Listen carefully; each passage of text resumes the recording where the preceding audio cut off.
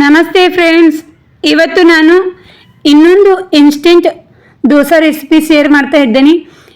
ಈ ದೋಸೆ ಮಾಡ್ಕೊಳ್ಳೋಕ್ಕೋಸ್ಕರ ಅಕ್ಕಿ ನೆನೆಸೋದು, ಉದ್ದಿನಬೇಳೆ ನೆನೆಸೋದು ಏನೂ ಬೇಕಾಗುವುದಿಲ್ಲ. ತುಂಬಾ ಬೇಗ ದೋಸೆ ಮಾಡ್ಕೊಳ್ಬೋದು. ಒಂದು 10 ನಿಮಿಷದಲ್ಲಿ ಕ್ರಿಸ್ಪಿಯಾದ ದೋಸೆ ರೆಡಿಯಾಗುತ್ತೆ. ಈ ದೋಸೆ ಮಾಡೋಕ್ಕೋಸ್ಕರ ಅವಲಕ್ಕಿನೂ ಬೇಡ. ಯಾವ ರೀತಿ ಮಾಡೋದು ನೋಡೋಣ ಬನ್ನಿ. ಎಷ್ಟೊಂದು ಚೆನ್ನಾಗಿ ದೋಸೆ ಕಲರ್ ಬಂದಿದೆ ನೋಡಿ.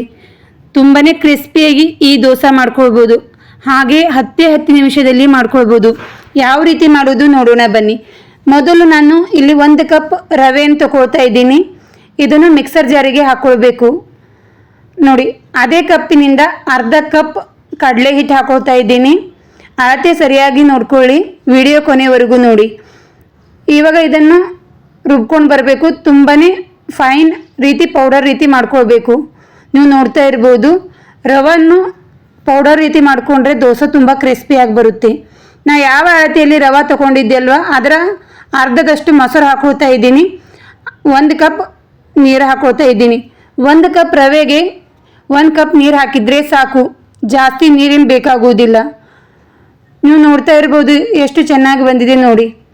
ನಿಮಗೆ ಇವಾಗ ಇದು ತೆಳು ಅನ್ನಿಸ್ತಾ ಇರ್ಬೋದು, ಆದರೆ ಒಂದು 10 ನಿಮಿಷದ ನಂತರ ರವೆ ಹಾಕಿರುವುದರಿಂದ ತುಂಬಾ ಗಟ್ಟಿಯಾಗಿ ಬರುತ್ತೆ. ಇವಾಗ ಇದನ್ನು ಒಂದು ಪಾತ್ರೆಗೆ ಹಾಕೊಳ್ಳೋಣ ನೋಡಿ. ಈ ರೀತಿ ಒಂದು ಪಾತ್ರೆಗೆ ಹಾಕಿ ಒಂದು 10 ನಿಮಿಷ ಬಿಡಿ. 10 ನಿಮಿಷದಲ್ಲಿ ತನಕ ನಾವು ಚಟ್ನಿ ಮಾಡ್ಕೊಳ್ಳೋಣ. ಈ ದೋಸೆ ಜೊತೆ ಈ ಟೊಮೆಟೊ ಚಟ್ನಿ ತುಂಬ ಚೆನ್ನಾಗಿರುತ್ತೆ. ಕಡೆಗೆ ಒಂದು 2 ಸ್ಪೂನ್ ಎಣ್ಣೆ ಹಾಕೊಂಡ ನಂತರ ಒಂದು ಸ್ವಲ್ಪ ಜೀರಿಗೆ ಹಾಕೋತಾ ಇದ್ದೀನಿ. ಜೀರಿಗೆ ಹಾಕಿದ ನಂತರ ಸಿಪ್ಪೆ ಸುಲಿದ ಬೆಳಗಡ್ಡಿ ಹೋಳು ಹಾಕೋತಾ ಇದ್ದೀನಿ. ಇವಾಗ ಇದಕ್ಕೆ ಒಂದು 2 ಹಸಿಮೆಣಸಿನ್ಕಾಯನ್ನು ಕಟ್ ಮಾಡಿ ಹಾಕೋತಾ ಇದ್ದೀನಿ. ನಂತರ ಇದಕ್ಕೆ ಒಂದು 4 ರಿಂದ 5 ಒಣ ಮೆಣಸಿನ್ಕಾಯಿ ಹಾಕೋತಾ ಇದ್ದೀನಿ. ಹಸಿಮೆಣಸಿನ್ಕಾಯಿಗೂ ಒಣ ಮೆಣಸಿನ್ಕಾಯಿ ಹಾಕುವುದರಿಂದ ಚಟ್ನಿ ತುಂಬಾ ಟೇಸ್ಟಿಯಾಗಿ ಬರುತ್ತೆ. ಇವಾಗ ಉದ್ದನೆ ಕಟ್ ಮಾಡಿದ ಉಳ್ಳಾಗಡ್ಡಿ ಹಾಕೋತಾ ಇದ್ದೀನಿ.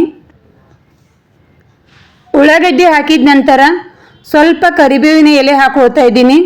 ಕರಿಬೇವಿನ ಎಲೆ ಹಾಕುವುದರಿಂದ ಟೇಸ್ಟ್ ತುಂಬ ಚೆನ್ನಾಗಿ ಬರುತ್ತೆ. ಇವಾಗ ಇದಕ್ಕೆ ಉದ್ದನೆ ಕಟ್ ಮಾಡಿದ ಟೊಮೆಟೊ ಹಣ್ಣು ಹಾಕೋತಾ ಇದ್ದೀನಿ. ನಾವು ಉಳ್ಳಾಗಡ್ಡಿ ಎಷ್ಟು ತೊಗೊಳ್ತೀವಿ ಅಷ್ಟೇ ಟೊಮೆಟೊ ಹಣ್ಣು ತೊಗೊಳ್ಬೇಕು. ಇವಾಗ ಇದನ್ನೆಲ್ಲ ಚೆನ್ನಾಗಿ ಹುರಿದುಕೊಳ್ಬೇಕು.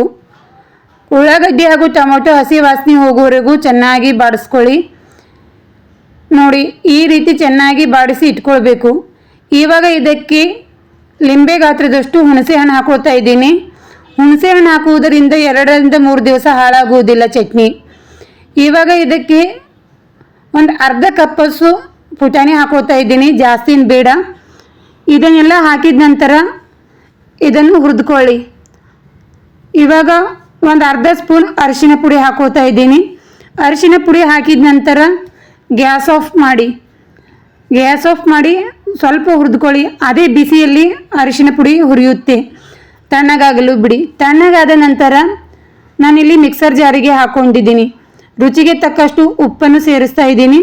ನಂತರ ಸ್ವಲ್ಪ ಕೊತ್ತಂಬರಿ ಸೊಪ್ಪು ಹಾಕೋತಾ ಇದ್ದೀನಿ. ನೀವು ಎಷ್ಟು ಬೇಕೋ ಅಷ್ಟು ಕೊತ್ತಂಬರಿ ಸೊಪ್ಪು ಹಾಕ್ಕೊಳ್ಳಿ, ನಡೆಯುತ್ತೆ. ಇವಾಗ ಇದನ್ನು ನುಣ್ಣಗೆ ರುಬ್ಕೊಳ್ಳಿ. ರುಬ್ಬುವಾಗ ನೀರೇನು ಬೇಕಾಗುವುದಿಲ್ಲ, ಬೇಕಾದರೆ ಸ್ವಲ್ಪ ಹಾಕ್ಕೊಳ್ಳಿ. ಏಕೆಂದರೆ ಟೊಮೆಟೊ ಹಾಗೂ ಉಳ್ಳಾಗಡ್ಡಿ ಹಾಕಿರೋದರಿಂದ ಅದರಲ್ಲೇ ನೀರಿನ ಅಂಶ ಇರುತ್ತೆ, ಇದು ನುಣ್ಣಗೆ ರುಬ್ಬುತ್ತೆ ನೋಡಿ. ನಿಮಗೆ ಎಷ್ಟು ಗಟ್ಟಿ ಬೇಕೋ ಅಷ್ಟು ಗಟ್ಟಿ ಮಾಡ್ಕೊಳ್ಳಿ. ಈ ಚಟ್ನಿ 2 ದಿವಸ ಹಾಳಾಗುವುದಿಲ್ಲ. ಅಷ್ಟೇ ಅಲ್ಲ, ಅನ್ನದ ಜೊತೆ ಚಪಾತಿ ಜೊತೆನೂ ತುಂಬ ಚೆನ್ನಾಗಿರುತ್ತೆ. ಒಂದು ಸಲ ಟ್ರೈ ಮಾಡಿ, ದೋಸೆ ಜೊತೆನೂ ತುಂಬಾ ಚೆನ್ನಾಗಿರುತ್ತೆ. ನೀವು ಎಲ್ಲಿಗಾದರೂ ಹೊರಗಡೆ ಹೋಗುವಾಗ ಮಾಡಿಕೊಂಡು ಹೋದರೂ ನಡೆಯುತ್ತೆ ನೋಡಿ. ಚಟ್ನಿ ಮಾಡುವ ತನಕ ಹಿಟ್ಟು ತುಂಬ ಚೆನ್ನಾಗಿ ನೆನೆದಿರುತ್ತೆ. ಇವಾಗ ದೋಸೆ ಮಾಡ್ಕೊಳ್ಳೋಣ. ರುಚಿಗೆ ತಕ್ಕಷ್ಟು ಉಪ್ಪನ್ನು ಹಾಕೋತಾ ಇದ್ದೀನಿ. ಇನ್ಸ್ಟೆಂಟ್ ಮಾಡೋಕ್ಕೋಸ್ಕರ 1 ಚಿಟಿಕೆ ಅಡಿಗೆ ಸೋಡಾ ಹಾಕೋತಾ ಇದ್ದೀನಿ. ನೀವು ನೋಡ್ತಾ ಇರ್ಬೋದು, ಜಾಸ್ತಿ ಏನು ಹಾಕ್ತಾ ಇಲ್ಲ, 1 ಚಿಟಿಕೆ ಮಾತ್ರ ಹಾಕೋತಾ ಇದ್ದೀನಿ. ಇವಾಗ ಇದನ್ನೆಲ್ಲ ಚೆನ್ನಾಗಿ ಮಿಕ್ಸ್ ಮಾಡ್ಕೊಳ್ಬೇಕು ನೋಡಿ. ಎಷ್ಟೊಂದು ಗಟ್ಟಿಯಾಗಿ ಬಂದಿದೆ ನೋಡಿ. ಈ ರೀತಿ ಚೆನ್ನಾಗಿ ಮಿಕ್ಸ್ ಮಾಡ್ಕೊಳ್ಳಿ. ಉಪ್ಪು, ಅಡಿಗೆ ಸೋಡಾ ಎಲ್ಲನೂ ತುಂಬ ಚೆನ್ನಾಗಿ ಮಿಕ್ಸ್ ಆಗಬೇಕು. ಇವಾಗ ಗ್ಯಾಸ್ ಮೇಲೆ ಒಂದು ತವಾನೆತ್ತು ಕಾಯಲು ಬಿಡಿ. ತವ ಕಾದ ನಂತರ ಸ್ವಲ್ಪ ನೀರನ್ನು ಸಿಂಪಡಿಸಿ ಒಂದು ಕಾಟನ್ ಬಟ್ಟೆಯಿಂದ ಕ್ಲೀನಾಗಿ ಸೂಟ್ಕೊಳ್ಳಿ ನೋಡಿ. ಈ ರೀತಿ ಚೆನ್ನಾಗಿ ಸೂಟಿದ ನಂತರ ಈಗ ದೋಸೆ ಮಾಡ್ಕೊಳ್ಬೇಕು. ದೋಸೆ ಬ್ಯಾಟರ್ ಹಾಕಿ ಎಷ್ಟು ತೆಳು ಬೇಕೋ ಅಷ್ಟು ತೆಳು ನಾವು ದೋಸೆ ಮಾಡ್ಕೊಳ್ಬೋದು. ಈ ದೋಸೆ ಮುರಿಯುವುದಿಲ್ಲ, ಅಂಟುವುದಿಲ್ಲ, ಏನಿಲ್ಲ, ತುಂಬ ಚೆನ್ನಾಗಿ ಕ್ರಿಸ್ಪಿಯಾಗಿ ಬರುತ್ತೆ. ನೀವು ಎಷ್ಟು ಬೇಕಾದರೂ ತೆಳುವಾಗಿ ಮಾಡ್ಕೊಳ್ಬೋದು, ನಡೆಯುತ್ತೆ. ನೋಡಿ ಎಷ್ಟೊಂದು ಚೆನ್ನಾಗಿ ಬಂದಿದೆ.